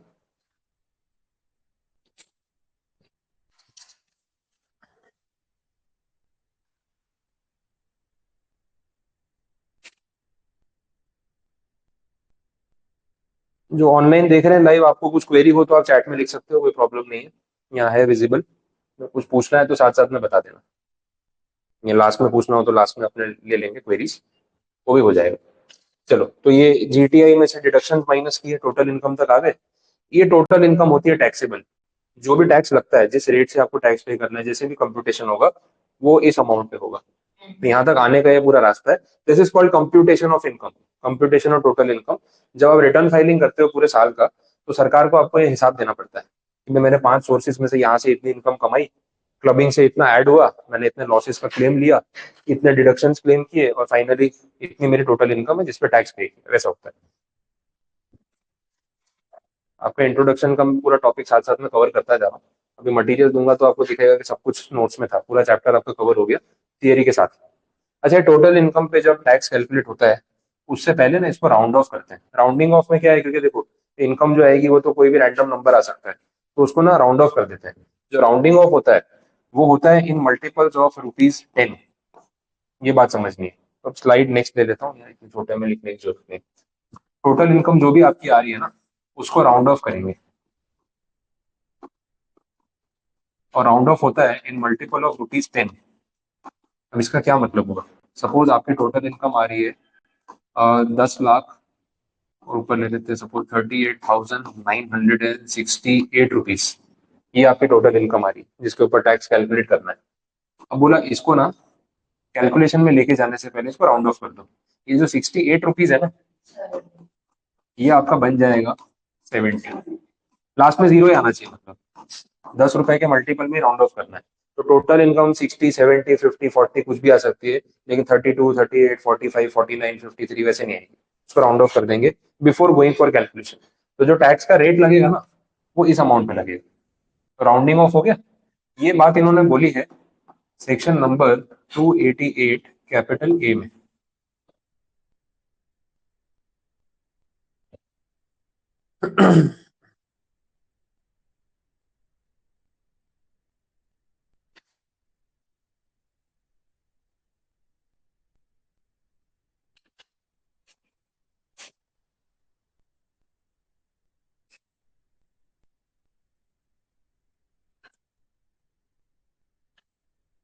ठीक है, यही अगर 968 के बदले 963 होता तो क्या करते हैं? तो ये हो जाता 960, समझ आया? तो मल्टीपल ऑफ 10 में नियरेस्ट, सिंपल रूल है, मैथ्स वाला रूल है। 965 होता था, 60 या 70? 70। हाफ और मोर देन हाफ होता है तो नेक्स्ट पे जाते हैं ना। अब एक इसमें आया ट्विस्ट, 964.9। अब 60 पे जाएगा कि 70 पे जाएगा? 70। देखो 70 पे जाएगा तो आपने 2 बार राउंडिंग ऑफ कर दिया। पहले आपने 64.99 को बनाया 65, फिर आपने 65 को बनाया 70, बट ऐसा होता नहीं है। सेक्शन बोलते हैं राउंडिंग ऑफ एक ही बार होता है। तो अगर ये 65 से कम है ना, तो ये 60 पे ही जाएगा। राउंडिंग ऑफ एक ही बार होता है। ये स्टूडेंट्स को कंफ्यूजन आ जाता है कि भाई पहले इसको पैसे में से रुपये में कन्वर्ट करें, फिर राउंड ऑफ करें, या वन टाइम करते, तो वन टाइम होता है। तो 964.99 तक वो 960 ही रहेगा। एग्जैक्ट 965 होते हैं 970 में, वैसा बहुत ज्यादा प्रैक्टिकली फर्क नहीं पड़ता है, बट थियोरेटिकली सेक्शन वाइज आपको क्लैरिटी होनी चाहिए, क्योंकि सम में गिनोगे और फिर ये दिया होगा और आप 970 ला के कैलकुलेशन करके आ जाओगे, तो टैक्स में शायद 1-2 रुपए का फर्क पड़ेगा, बट कंसेप्ट इज रॉन्ग, तो मार्क्स कट जाएंगे, तो वो नुकसान है। तो ये एक ध्यान रखने वाला पॉइंट है। अब ये जो टोटल इनकम आपकी बनी, इसके ऊपर आप जो भी रेट्स लगाते हो उसके हिसाब से टैक्स गिन लो। अब आएगी आपकी टैक्स लायबिलिटी कि भाई इतना टैक्स पे करना है। मान लो इस पे आपका टैक्स आया 76,905 रुपीज। सपोज रैंडमली मैं तो कुछ भी नंबर ले रहा हूँ, टैक्स का रेट कुछ अलग हो सकता है। तो 76,905, इसको भी राउंड ऑफ करते हैं, सेम मल्टीपल ऑफ ₹10, ये हो जाएगा 76,910। और ये राउंडिंग ऑफ का जो सेक्शन है, it is 288 capital B, same वही सेक्शन है सीरीज में। तो राउंडिंग ऑफ दो चीजों का होता है, टोटल इनकम का और टैक्स लायबिलिटी का। टोटल इनकम पहले राउंड ऑफ करके ही उस पर टैक्स गिनो, 288 ए। जो टैक्स आया उसको भी राउंड ऑफ करो, 288 बी। ये सब नंबर्स मैंने रैंडमली लिए, टैक्स रेट्स के हिसाब से कुछ भी नंबर आ सकता है, इसलिए उसको एकदम लिटरली मत लेना कि सर टैक्स का अमाउंट कैसे आया, वैसा नहीं।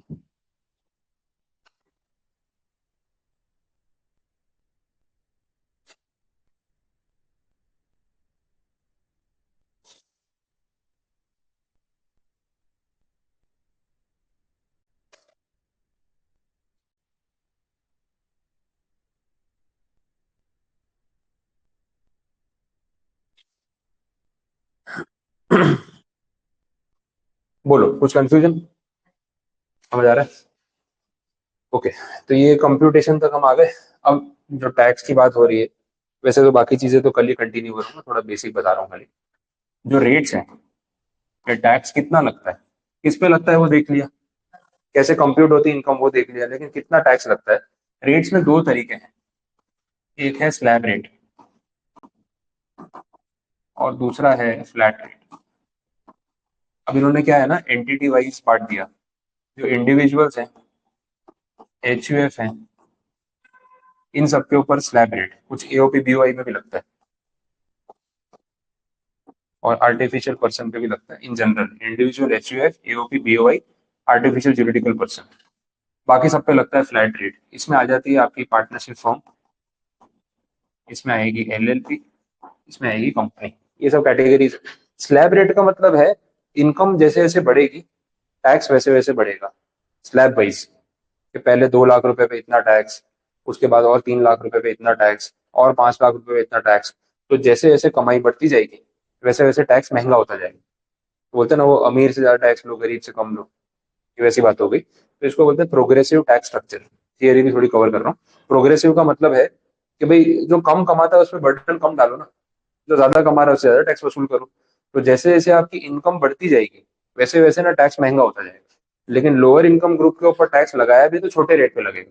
5% लगता है, 10% लगता है, 20% लगता है, 30% लगता है।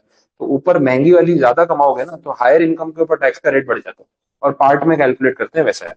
फ्लैट रेट में तो ऐसा है, अब कंपनी वाला अगर 1 लाख का प्रॉफिट दिखाए कि 1 करोड़ का, उसका टैक्स का रेट 30% है। तो 1 लाख पे भी 30%, 1 करोड़ पे भी 30%, तो वो अलग चीज हो गई। लेकिन इन लोगों के ऊपर स्लैब रेट लगता है, उसको बोलते हैं प्रोग्रेसिव टैक्स स्ट्रक्चर। एक होता है रिग्रेसिव। जीएसटी जो है ना, काइंड ऑफ रिग्रेसिव है। आप कितने भी अमीर हो कितने भी गरीब हो, जीएसटी लगेगा तो सेम रेट पे। अगर 12% लग रहा है खाने पीने की चीज पे, कोई फूड पैकेट पे, तो 12% सबको देना है।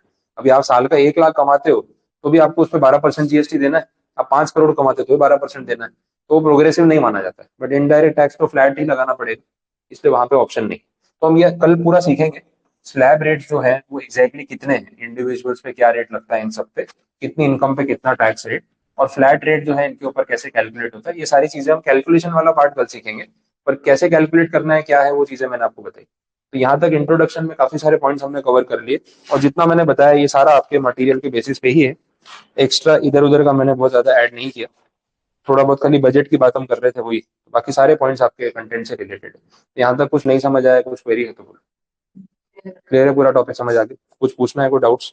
लाइव में जो देख रहे हैं, ऑनलाइन में आप लोगों को कुछ पूछना है तो चैट में लिख सकते हो। नहीं है कोई क्वेरी, अगर इतना अच्छा पढ़ा दिया तो फिर अपने एंड कर सकते हैं।